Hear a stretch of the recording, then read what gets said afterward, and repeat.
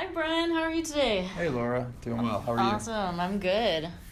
So we're going to talk about small businesses this morning or afternoon, Yeah. and just talk about growing people's businesses. Yeah, so this is Big Ideas Small Business. This is a concept that Laura and I came up with to help small business owners, entrepreneurs, salespeople, marketers have some ideas about how they can grow their business and win in the marketplace. Mm-hmm. And so each week we're going to be here at Rice University, 3:30 live, and then we'll go ahead and post this up to Apple Music, SoundCloud. Have a lot of access to this, and occasionally we're bringing guests. Yeah. We'd love for this to be interactive, so we're going to be talking about articles, books, anything out there that you might want us to talk about. Please send us your feedback, and we'd love to put it on the show. Yeah. If you'd like to post in our group, just let us know your thoughts, and if you have any questions about your business, and if you have any suggestions for things you'd like to learn more about in regards to your small business marketing and sales and growing your business. So Brian, tell us a little about yourself and your business. Sure. So my name is Brian Gendron. I own a IT services firm. We work with Houston owner-operated businesses, helping support their IT infrastructure, help desk, those types of things. The company's called Noxserve, and it's www.noxserve.com.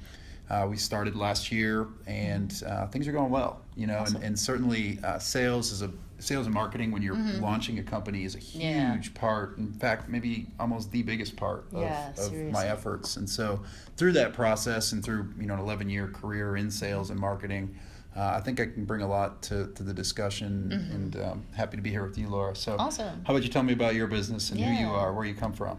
Yeah, thanks for the intro about your business. Sure. I'm Laura Kamrat, president of Zebra Marketing Solutions, and I help small business owners, coaches, consultants, and entrepreneurs to get more leads so that they can get more customers through customized digital online marketing strategies so that they can make more money in their business and build the life of their dreams or the life they've always wanted, and generally grow in their business success. So I help people with websites, social media. I help build lead capture systems where, I hear all the time from small business owners that, they did online ads and it just didn't work. Well, they probably didn't have a lead capture system that was set up to be able to capture those leads that were generated from the ads and then nurture them into becoming customers. And we're going to talk about that here today a little bit. Our topic for today is how to get that first date with your customers and build that relationship all the way through to marriage. So I know what you're thinking. What? I'm not going to divorce my wife or husband and literally marry my customer. No, but you want to marry them in a business sense, right? So you want to build that relationship because So Brian, do you remember did you ever have a first date?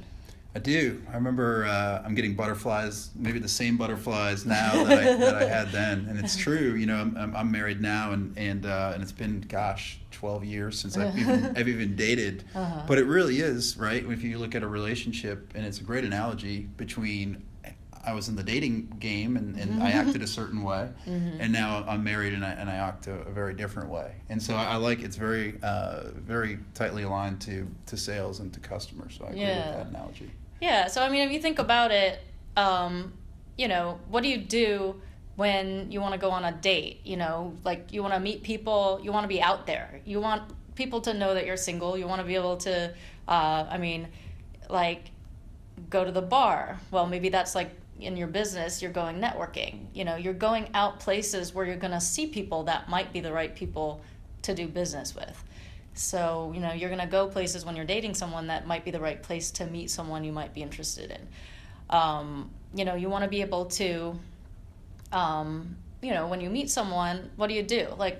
When you went on a first date, I'm guessing the first thing that you did wasn't oh, hey, I really like you. Can I get your number? And do you maybe want to get married one day?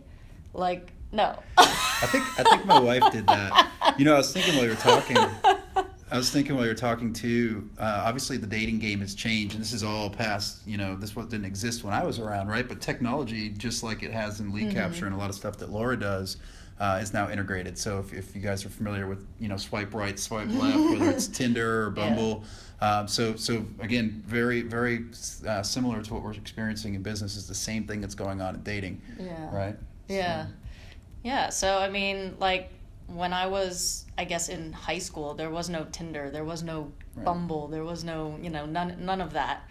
Maybe we were just starting to get, I guess we got Facebook when I was in college. Now I'm dating myself. But, Me too. Before that, the only way to meet people was like, sending them a letter or sending them an email or going out. Now there's like a lot more options. There's social media now. There's, online marketing, there's online advertising. Now this is a PSA, and we're at Rice University here. Yeah. So for the college students, the interesting thing is that those old tactics that Laura's talking about, writing a letter or actually getting out and going to places where you might meet a significant other, those tactics still exist, right? And that actually might yield more quality partners, maybe somebody you'd marry.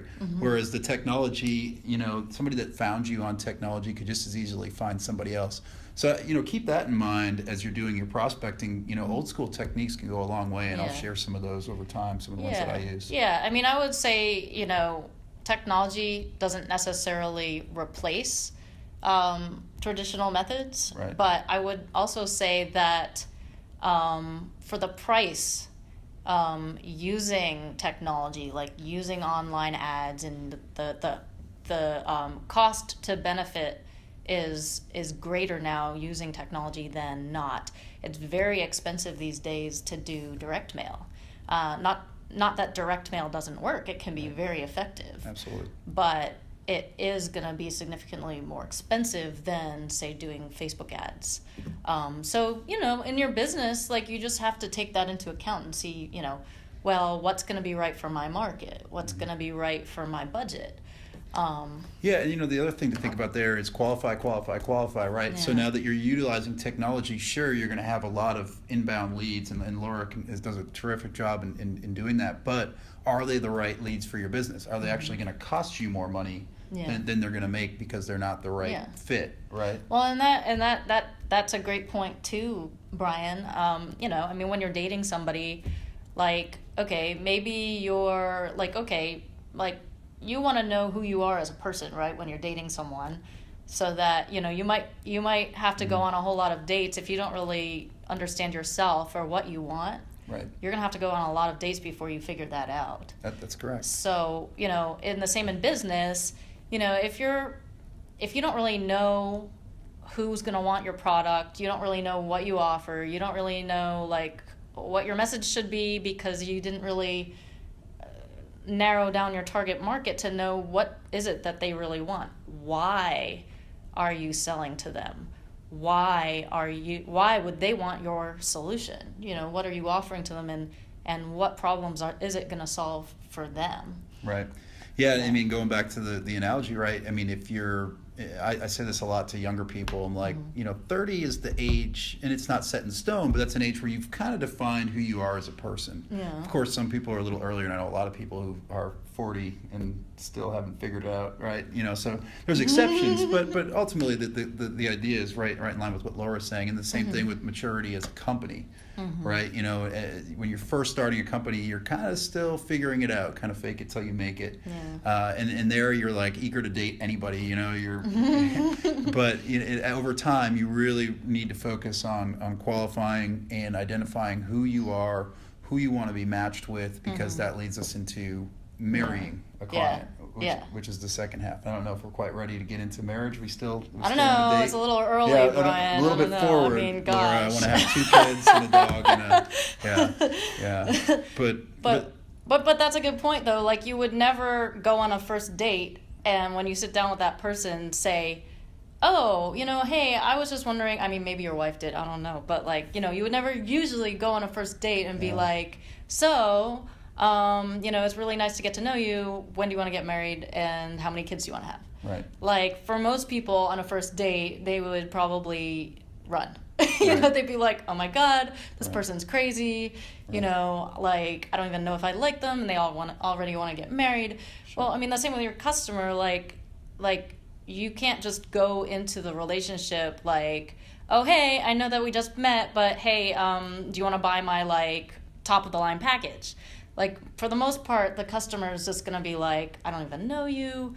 I don't know what you do. I don't know if you're trustworthy. I don't know if, you're going to really do what you said you're going to do. Right. So, like, you need to give that customer a level of trust. You need to build the relationship so that, they get to know you, that they understand, and there's a lot of different ways of doing that. Yeah, and you said something that's important. I mean, first, they have to be attracted to you, okay? So they have to like you in some way. And then second, they have to trust you, right? And only once you've achieved those things. And then the other thing to think about, I remember when I had some, like, let's go back to girlfriends in high school, and I could barely afford jewelry, which was great because anytime you were dating a girl, you're like, all right, I'm going to start with this $35 silver, and then you kind of grow it from there. And by the time, in high school, by the time you're up to like $150 gold, it's time to break up. Right? And so you do the same thing, like with my wife when we were dating, and it was serious. You'd start with like a quarter carat diamond, and then or 8. That might be a little bit too aggressive. I think it was like shards of diamonds. That, you know what I mean? And then you kind of scale up. And it's kind of the same thing with customers. Somebody told me once, if you're over gifting your customer or your prospects, excuse me, in the beginning, what does that make you? It makes you a gold digger. And how does that work out, right? I thought that was a pretty valuable lesson. Yeah. So I mean, really, save the and of course you're courting these people and you're gaining that trust and over time, and you're doing the things that you need to do. Yeah. Position yourself properly, but don't overdo it either. Yeah. Don't buy that diamond ring on the second week of dating. Yeah. And that being said, that doesn't include what I would call wowing your customer. That's correct. So, you always want to over-deliver. You want them to feel like, they got so much more than they thought they were going to get. I didn't know. I mean, have you ever like ordered something online and it comes in, a box, and you open it up and there's like a little handwritten note and it says, thanks so much for ordering my book or whatever it is, and maybe sends a piece of candy or something. That's small, but it's like, oh, well, that was nice. I wasn't expecting that. So like, think about things in your business. Like, what is it that you could do to over deliver? Maybe they bought, X product and you offered X and a little bit of Y, and they didn't know they were going to get Y, and now they're like, oh wow, that was really nice, like, I love doing business with this person.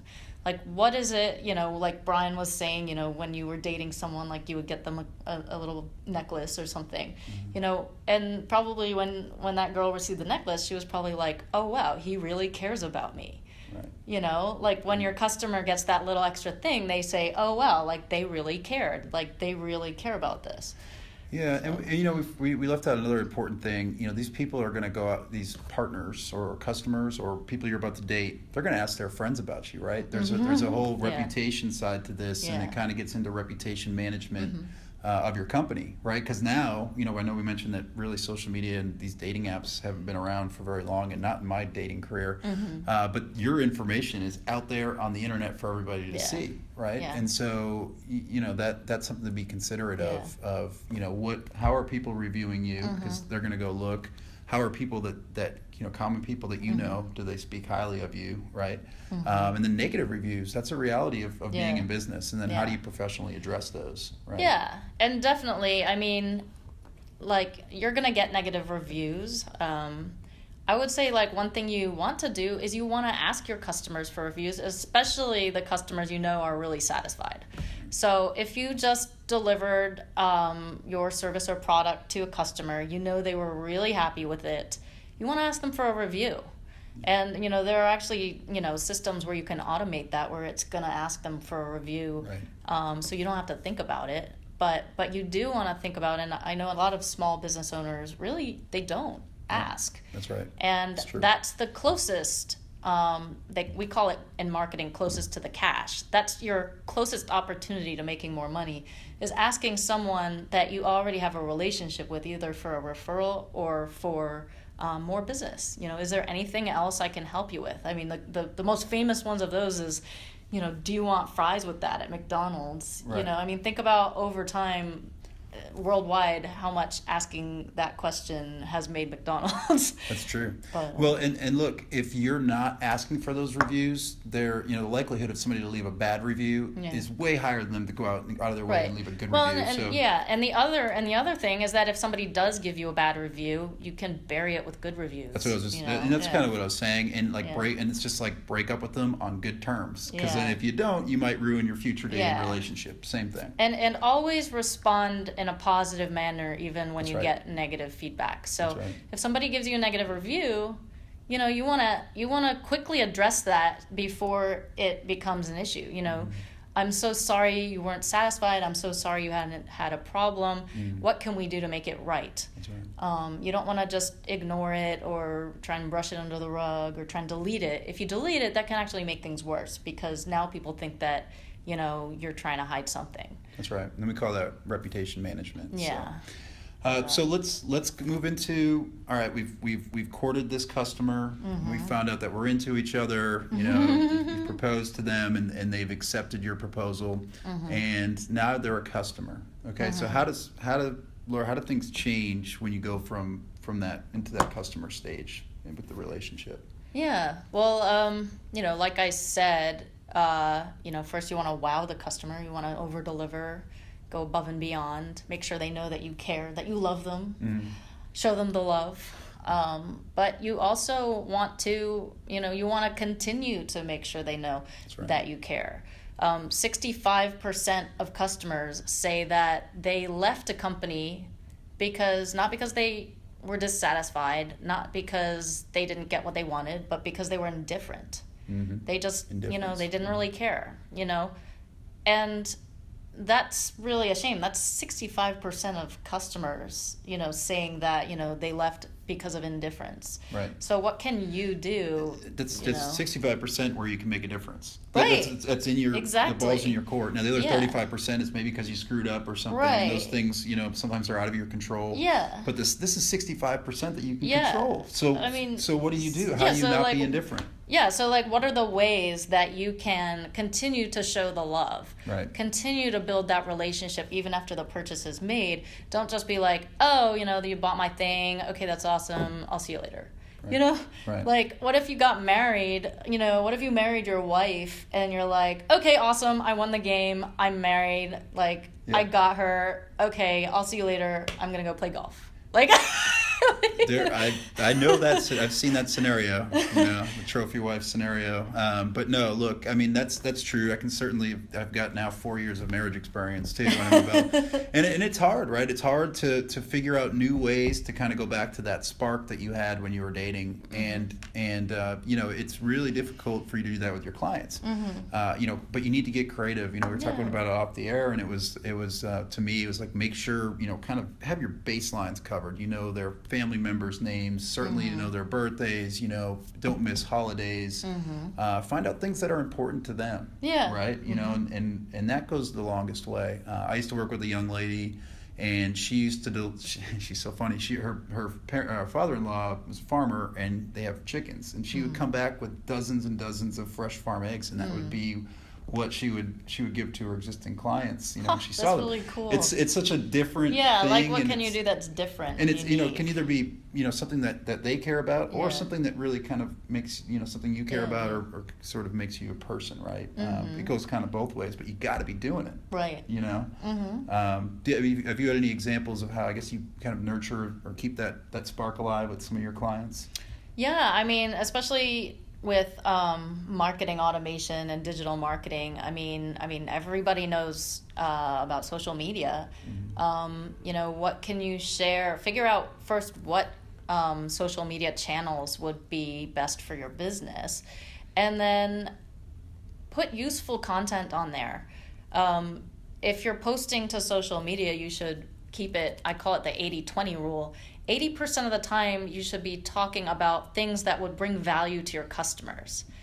And only 20% of the time talking about yourself or making offers or, promotions, whatever it might be.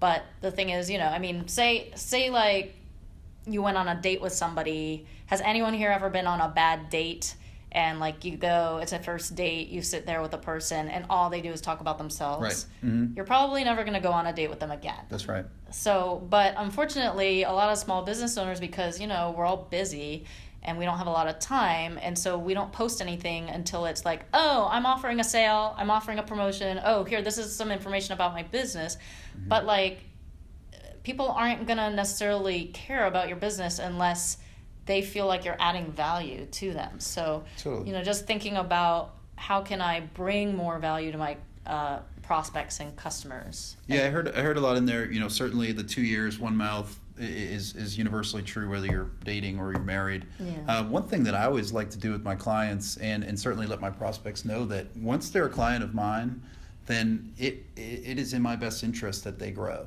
And then they would need more of my services, and that's true for most businesses, and especially in the service industry, or even in products, right? They're going to need more of your products. Yeah. So if you can make connections for them, that's going to help their business grow. Yeah. I mean, isn't that powerful? That's one way to stay in touch with your active clients and hit on things that will interest them. Yeah. Hey, I met this person. Maybe it's somebody who's working in construction remodeling, and you're like, hey, I met this somebody who works in commercial real estate. I think he could really help you out. That's really, really valuable way to keep in touch with your clients. Yeah. Outside of the box. Yeah, and from the digital marketing side, I would say, social media, doing an e-newsletter, maybe a weekly e-newsletter. Maybe you can take your blog and post it to your newsletter so that, people don't have to go to your website to see it, and then put things of value, things that would be of value to your customers in your newsletter. I mean, one other, and so that, again, with your newsletter, same thing you were talking about earlier, using the 80-20 rule, right? Yeah. So whenever you're providing that, like, here's some things, some ideas that can help you with your business or with your life, and I do that with my newsletter. And then, by the way, here's some promotions or events that we're having at the bottom. And it's that same approach. Yeah, I mean, you don't want to overload your customers with talking about yourself, because it'll make them just tune out, and you want them listening to you. So, and you talked about social media a few times. One of the things that I guess I'm too chicken shit to do, but have your clients on your social media, on your presence. Allow them to leverage each other's networks to grow. Right. Yeah. And so for me, it might be like, hey, you're in mortgage lending. Let's talk about mortgage lending in technology. So then you're kind of hitting on both of our industries. You're hitting both of our networks and getting exposure for each other. So that's another idea. Yeah. And I would say, like, a nice thing to do, like, if you're a consultant or a coach or even, IT consultant, anything like that, creating a Facebook group where you can add your customers and add your, people who are interested in your business, friends, colleagues, clients, and let those people interact. Because, those are the people that are your fans. And you want to encourage your fans to become basically your evangelists. That's right. You want those people to shout from the tops of the mountains how awesome you are. And so you do that by building your reputation, letting those people build a community. That's right. So that you can create basically a movement. You want a movement of people behind you who are ready to tell all their friends how great you are, basically. That's 100% right. And Laura was at my launch party back in January for NoxServe, and that was exactly the intent, right? Gather up all the support around you. It's like rocket fuel to help you launch your company, and let them be your evangelists. And by the way, that doesn't just have to be for somebody who's starting a company. If you change jobs, it's not a bad idea to get some of your close circle together, explain to them what they're doing, buy them some drinks and get them on your side. That doesn't just need to be limited to somebody who's starting a business. Right, that's true, yeah. So any closing thoughts? We're kind of getting towards the end of our time here. We're going to try to keep these about 25 minutes. We figure that's about the average commute in Houston. So, average commute to work. So, but any other closing thoughts here on our first podcast? I'm just really excited about big ideas, small business, and I'm passionate about helping small businesses succeed. And so I'm really excited for the community we're going to build around this. And I'm excited just to bring ideas and thoughts and everything to grow people's businesses so that we can all, be out golfing or whatever we want to do, travel to Tahiti, go to Hawaii, all that stuff that you want to do in your life. Like, we want to help you get there. So I couldn't agree more. Our this is truly to help people that are engaged with this podcast. We want you. My hope is that we can have that engagement, bring things that people want to hear about.